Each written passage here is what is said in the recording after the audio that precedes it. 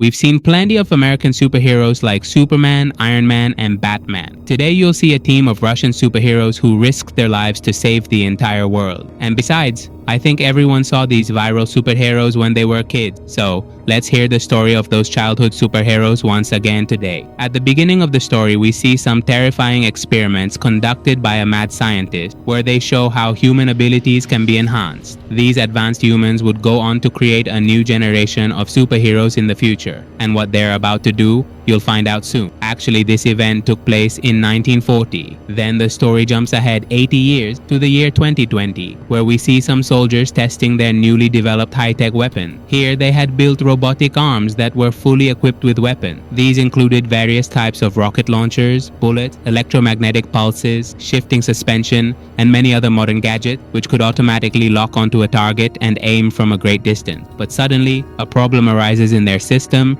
and the robots stop following their command. The situation gets so bad that the entire army has to bring out their big tanks onto the field. But then, we see those robotic arms destroy the tanks and even kill all the soldiers with them. And behind all this was Asghar Zuret, who had taken control of these robotic arms using his electromagnetic pulse system. After that, the scene shifts to a high-level meeting in Moscow. Here, all the city's top military officials, officers, and leaders were gathered, discussing who this Asghar Zuret really was. So the story is that 80 years ago, Asghar created some electric devices that allowed him to wirelessly control any electronic system completely. For example, if you were wearing that device and there was a car in front of you, you could drive the car just by gesturing. But despite repeated attempts, Asghar kept failing at this task. On the other hand, Asghar's colleague, Mr. Victor, was researching how to turn humans into superhumans, or a kind of super soldier. The military started to see Asghar Zuret's entire experiment as a waste of time and money, while they much preferred Victor's superhuman or super soldier creation program. Although Victor hadn't actually created any super soldiers yet, he had only prepared his research papers. After this incident, Asghar Zuret was dismissed from his work, and in revenge, he secretly stole all of Victor's documents and started working in a new lab. At the beginning of the story, we saw how different people were gaining strange powers. In fact, it was Asghar who used all of Victor's theses and reports to create new superhumans. But when the government found out about this,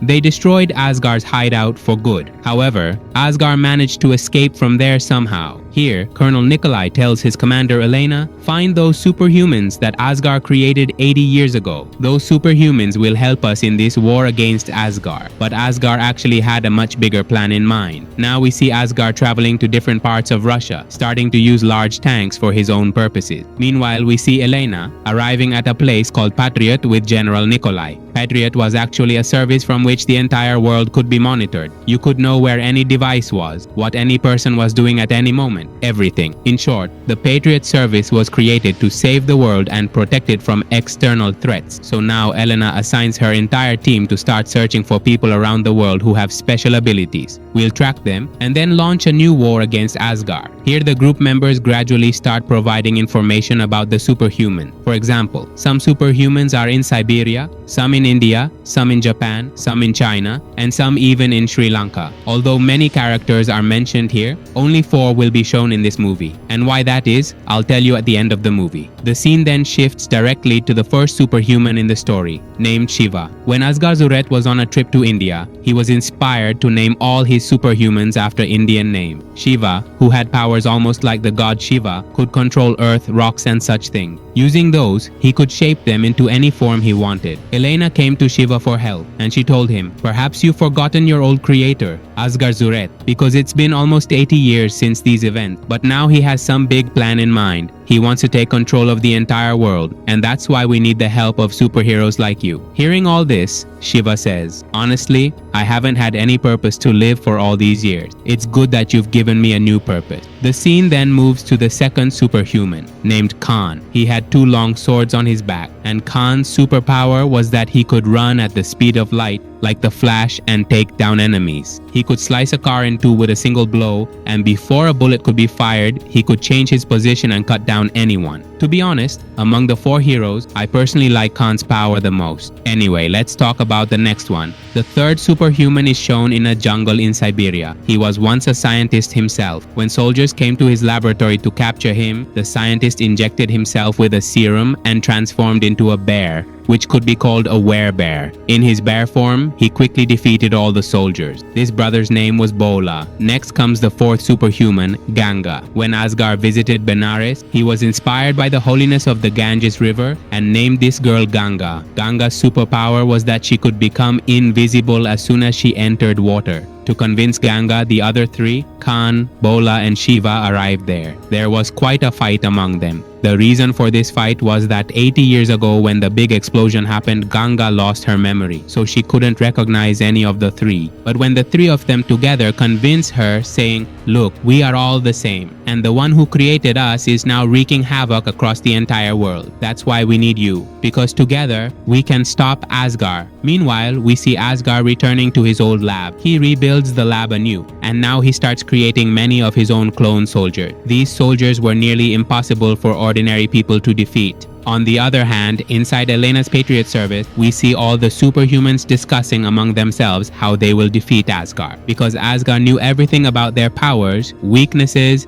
and fighting techniques. Then Elena tells them, "You four are not alone. We and our team will be with you. If anything goes wrong, our soldiers will attack as backup. You just move forward. We have your back." Just then, through Nikolai, they get the news that Asgard's current location has been identified at South Street 15 in Russia. So he tells them to get there quickly. Upon hearing the news, the four of them rush to the spot. And now, each of them starts to show their strength according to their ability. First, Ganga disappears into the rain. Then Bhola, who could transform into a warbear, takes the form of a bear. And Arkan, moving at lightning speed, dodges the bullets and starts taking down enemies one by one. By the way, let me mention here that they are fighting against all these soldiers. They are all Asgard's clone soldiers who are much stronger than ordinary humans. On the other hand, our Shiva gathers all the stones from the ground and hurls them at the enemies. So overall, the fight was going pretty well. But suddenly, things start to go wrong. Ganga is frozen using liquid nitrogen, and Bola is trapped with a stainless steel net. Khan, the speedster, is weakened with an injection that knocks him out. Meanwhile, Asgard himself arrives to fight Shiva, and a fierce battle breaks out between the two. Even the stones have no effect on Asgard. Then, with a shockwave from his hand, Asgard strikes Shiva in the stomach so hard that Shiva's spine breaks. As a result, Shiva is completely finished right there.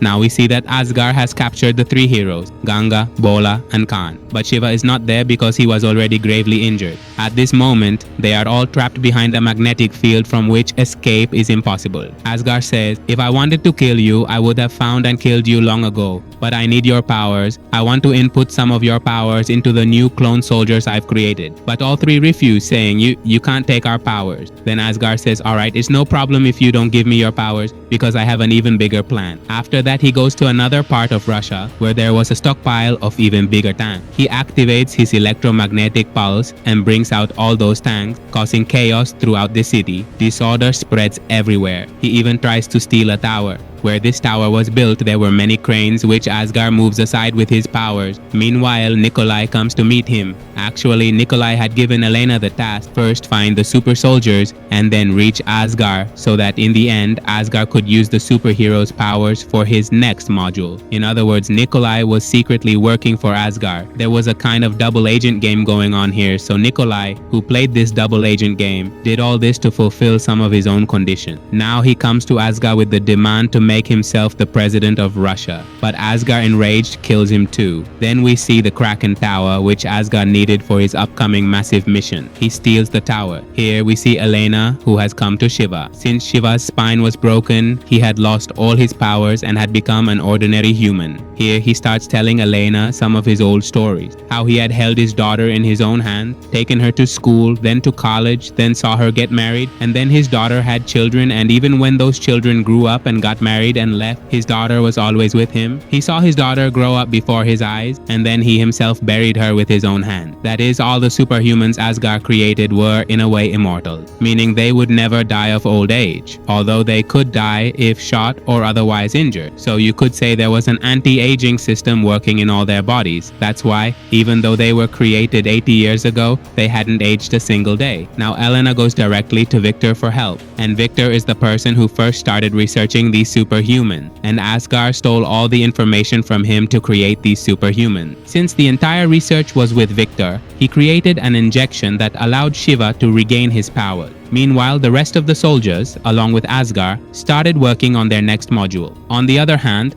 Elena sneaks in and frees the other three, Ganga, Khan, and Bola. What follows is my favorite part of the entire movie. Here, Elena gives each of them special weapons to further enhance their power. For example, Khan is given a suit that is much safer than the previous one. Ganga receives an outfit equipped with a device that can make her invisible even without the help of water. And our Bola Bhai is given an automatic machine gun, which can be controlled by hand. But when Bola is at his ultimate power level, when he fully transforms into a bear, the machine gun will automatically focus and fire. In other words, wherever Bola looks, the bullets will go. Their training here is very thorough. Each of them, with their respective suits, tries their best to destroy the enemy, and in the end, they succeed in their mission. Meanwhile, our Asgard Jured Bai had stolen the Kraken Tower and tied it high up among the tall buildings in the middle of the city. Normally, the tower's height was 500 meters, but he suspended it in the air another 300 meters higher, so its total length became about 800 meters. From this height, it could directly connect to an old satellite launched in 1960, which could create an atomic range. Actually, this atomic range was much like a nuclear bomb. A nuclear bomb could only destroy a city, but this atomic range could destroy an entire country from space, and if this power fell into Asgard's hands, he could establish control over the whole world. That's why our heroes go there. They arrive to quietly destroy Asgard's Module 2 device, which was installed on the Kraken Tower. So each of them goes to a different location. For example, when they're in the basement, they fight there. And then in the parking lot, our Bola Bahai arrives with his gun. From above, our Khan descends and cuts the entire rope holding the enemy, so his friends can climb up the rope and destroy Module 2. Here, Victor, who was researching how else Asgard could be defeated. At that moment,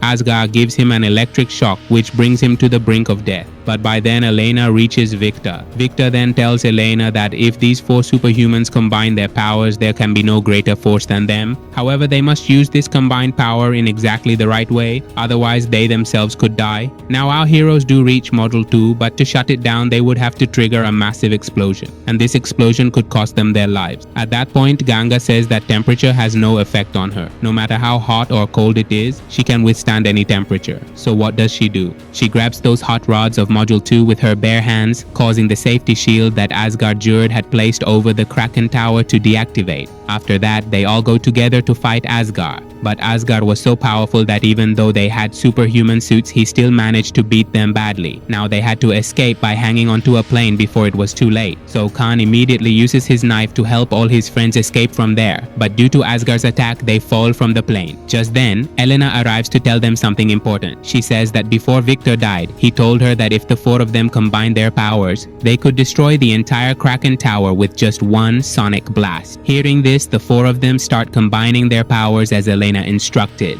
They knew that if they made even one mistake, they could die. But saving the world was more important than their own life. So, they all combine their full strength and unleash a massive sonic blast, which completely shatters the Kraken Tower. Along with the tower, Asgard Jured's dreams are also destroyed. And with that, our superheroes save the entire world. In the final moments of the story, the superheroes all promise Elena that if any danger arises in the future, they will unite again to face it. And that's where the movie ends. But in the post-credit scene, we see that some thugs have captured Elena because she had told the other soldiers that there are more super soldiers out there whom she is going to find. As I mentioned at the beginning of the movie, different soldiers had given information that there are various superhumans in Siberia, India, China, Japan, and even Sri Lanka, but only 4 have been found. That means there are many more who haven't been discovered yet. And while fighting off these thugs, Elena learns that a man named Pharaoh sent them to kill her. This means that this mysterious Pharaoh doesn't want the superheroes to unite. In other words, he has even bigger plans, which makes it clear that there will definitely be a sequel to this movie. Personally, I'm really looking forward to it, and if it comes out, we'll explain it to you as soon as possible. So that's the whole story for today. Let me know in the comments how you liked it. That's all for today.